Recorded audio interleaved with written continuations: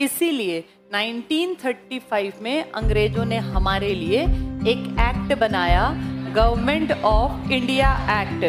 ये बहुत बड़ा एक्ट था और इसको कहते हैं, ये पृष्ठभूमि है, ये बैकबोन है, ये प्लेटफॉर्म है जिसकी वजह से आगे जाके तुम्हारा संविधान लिखा जाएगा 1946 से 49 के बीच में। उसका बैकग्राउंड तैयार किया था गवर्नमेंट ऑफ इंडिया एक्ट ने।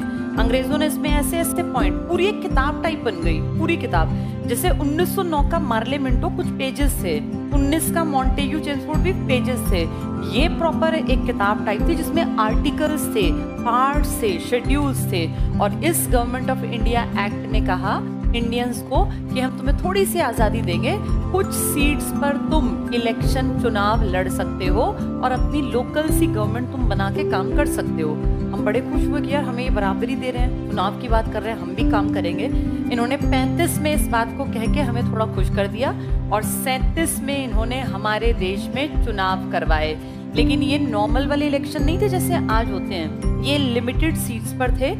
11 प्रांतों में चुनाव हुए और इसमें सिर्फ अमीर पढ़े लिखे जिनके पास जमीन जायदाद थी उन्हें अपना प्रतिनिधि चुनने का एक राइट दिया गया।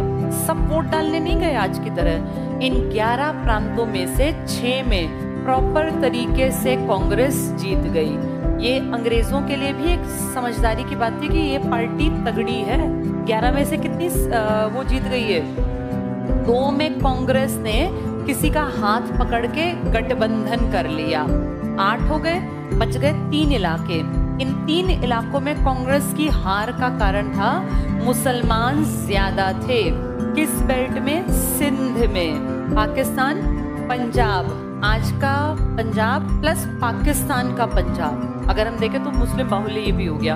और एक था बेटा बंगाल, आज का बांग्लादेश। तो अगर इस कॉन्सेप्ट को समझो, जहां जहां मुसलमान ज्यादा थे वहां वहां कौन सी बड़ी पार्टी हार गई? कांग्रेस। क्योंकि इन्होंने या तो यूनियनिस्ट पार्टी को जिताया, अपनी लोकल पार्टी को, या फिर मुस्लिम लीग को। इन 3 प्रांतों में कांग्रेस की हार का बड़ा कारण था, तीनों में मुसलमानों का बाहुल्य था।